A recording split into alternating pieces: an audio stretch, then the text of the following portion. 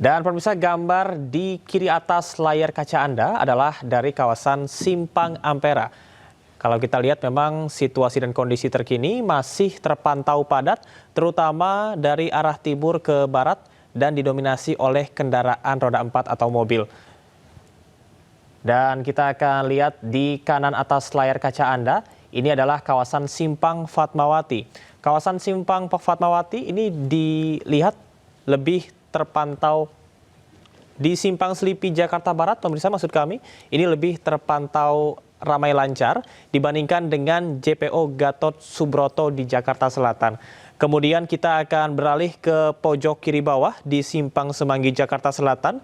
Ini terpantau lancar, meskipun dari arah menuju ke pintu tol Semanggi terpantau padat. Dan di JPO Korlantas Cawang Jakarta Timur, kendaraan lebih didominasi oleh roda 4 dan juga truk-truk besar atau pengangkut logistik.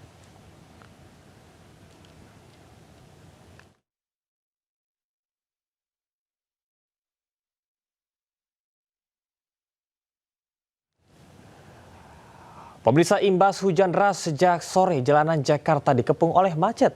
Dan untuk mengetahui situasi lalu lintas di sana, kita sudah terhubung dengan jurnalis iNews Amrina Rida di kawasan Blok M Jakarta Selatan. Selamat malam Amrina, seperti apakah arus lalu lintas di sana? Apakah masih terjadi kemacetan dari imbas pohon tumbang sore tadi? Iya, Camar dan juga pemirsa, sebagai informasi saat ini kami melaporkan langsung dari titik yang ini adalah Jalan Iskandar Syah Raya. Awalnya kami memang akan menuju ke area Dharma Wangsa, tempat terjadinya ada pohon tumbang, namun kalau kita bisa melihat, kita akan coba lihat terlebih dahulu situasinya adalah seperti ini.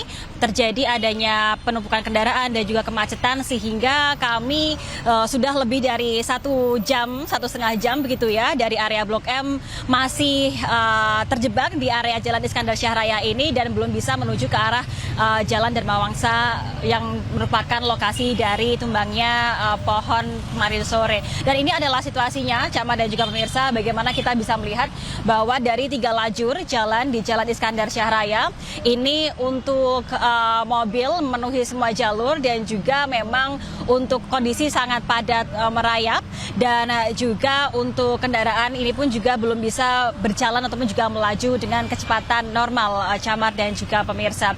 Dan sebagai informasi, di Jalan Iskandar Syah Raya ini terutama yang menuju ke arah Jalan Wijaya ini ada persimpangan sebenarnya, dan di area 100 meter di depan kami ini sebenarnya adalah ada traffic light, namun dikarenakan kendaraan yang melaju di persimpangan Jalan Iskandar Syah Raya menuju ke Jalan Wijaya memang terlalu banyak dan juga cukup padat, sehingga untuk traffic light ini sekarang digantikan oleh petugas yang sedang mengatur jalanan.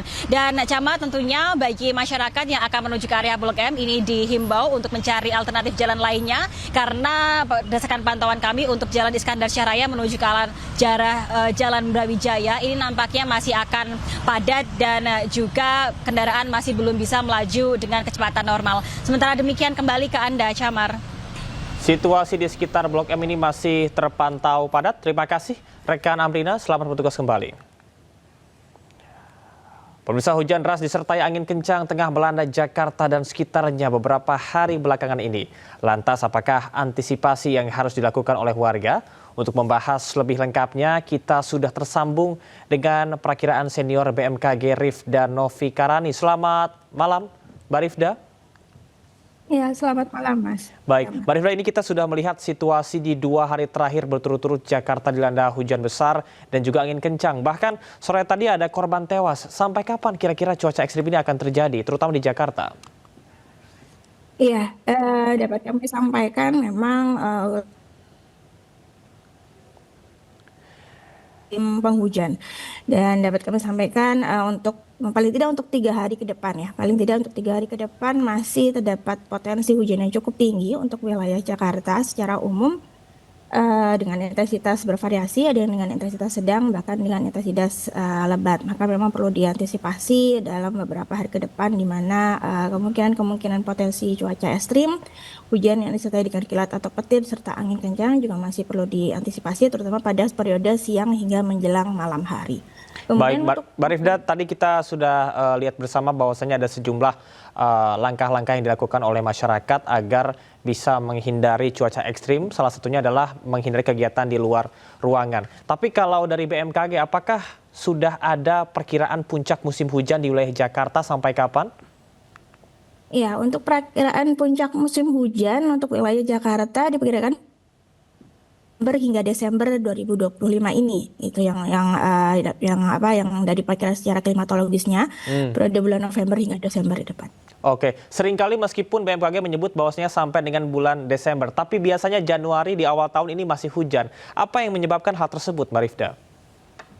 Iya, secara umum dari dinamika atmosfer sebenarnya pada periode tersebut, periode November, Desember, bahkan hingga Januari dan Februari, memang kecenderungannya moisture atau kelembapan udara di wilayah Indonesia itu cenderung lebih basah, gitu ya. Kemudian konvektifnya juga cenderung lebih tinggi karena memang kebetulan kan wilayah Indonesia itu kan diapit oleh dua samudra, Samudra Hindia dan Samudra Pasifik, kemudian juga benua Asia dan benua Australia.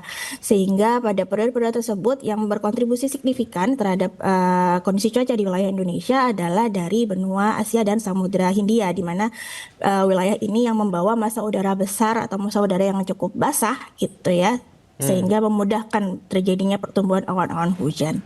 Baik, Mbak Rifda, apakah ada ambang batas tertentu yang bisa disebut bahwasanya curah hujan tersebut tinggi dan juga bisa menyebabkan potensi banjir?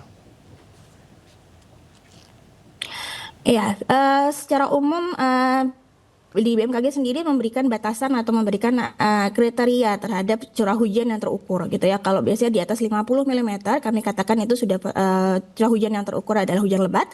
Kemudian di atas 100 mm untuk hujan sangat lebat. Dan di atas 150 mm dalam 24 jam kita katakan sebagai hujan ekstrim. Yap. Gitu. Dan begitu juga untuk yang wilayah Jakarta beberapa hari kemarin itu sudah di atas 100 mm itu sudah kita katakan sebagai curah hujan yang terukur sudah sangat lebat. Oke, baik. Apakah sudah ada langkah pencegahan seperti modifikasi cuaca yang dilakukan oleh pemerintah? Karena kita bergeser ke Jawa Tengah misalnya, ini lebih dari sepekan sudah dilanda banjir. Iya, untuk antisipasi atau aksi dini yang sudah dilakukan terhadap dengan potensi cuaca ekstrim yang terjadi di beberapa wilayah, terutama untuk wilayah Jawa, memang sudah ada kegiatan modifikasi cuaca di beberapa wilayah. Ada di wilayah Jakarta, kemudian wilayah Jawa Barat, dan Jawa Tengah. Itu dan untuk mengantisipasi memang karena memang potensi hujannya masih cukup tinggi di beberapa wilayah tersebut. Baik, Mbak Rifda, mekanisme dari modifikasi cuaca yang dilakukan ini apakah dilakukan serentak atau berbeda di setiap daerahnya? Pada umumnya dilakukan secara serentak. Jadi wilayah Jakarta sejak beberapa hari ke belakang sudah dilakukan modifikasi cuaca, begitu juga untuk wilayah Jawa Barat dan Jawa Tengah. Dan modifikasi cuaca dilakukan dengan operasional 24 jam, gitu, di mana memang memantau kondisi cuacanya, kemudian memantau pertumbuhan awan hujannya selama 24 jam, sehingga dapat dilakukan kegiatan-kegiatan atau aktivitas-aktivitas aksi dini yang sekiranya dilakukan untuk paling tidak mengurangi potensi terjadinya bencana hidrometeorologi yang bisa diakibatkan karena hujan lebat tadi. Baik, Mbak Rifda, selain modifikasi cuaca, apakah ada langkah preventif lain yang akan dilaksanakan atau dilakukan dan juga dipersiapkan oleh BMKG?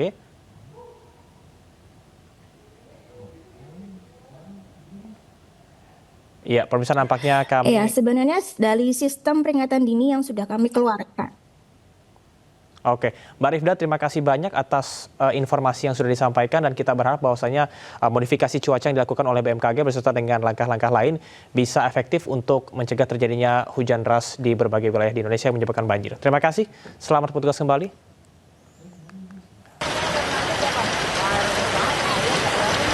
Banjir menggenangi pasar Warung Buncit, Jakarta. Ketinggian air mencapai 80 hingga 90 cm. Akibat banjir, aktivitas warga lumpuh, bahkan sejumlah toko terpaksa tutup. Tak hanya itu, arus lalu lintas juga lumpuh. Jalan yang menjadi akses kendaraan dari Mampang menuju Kemang, Jakarta Selatan ditutup. Meski ada yang nekat menerobos, namun akhirnya menyerah dan memilih putar balik.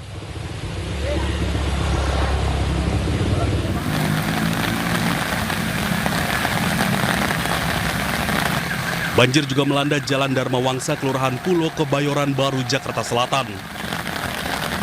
Akibatnya, akses jalan sempat terputus. Akses lalu lintas yang menuju arah Kemang dan Jalan Pangeran Antasari menjadi lumpuh karena ketinggian air mencapai 60 cm. Sebuah kendaraan roda 4 yang sedang terparkir pun harus terjebak di tengah genangan air. Daerah Dharma Wangsa, Bang. Daerah Dharma Wangsa ya? Ini akses jalan terputus, Bang ya? Iya, soalnya ada banjir, Bang. Tuh ada ketiban pohon juga lagi. Selain karena curah hujan yang tinggi, banjir di wilayah ini juga disebabkan drainase air yang buruk. Dari Jakarta, Tim Liputan iNews melaporkan.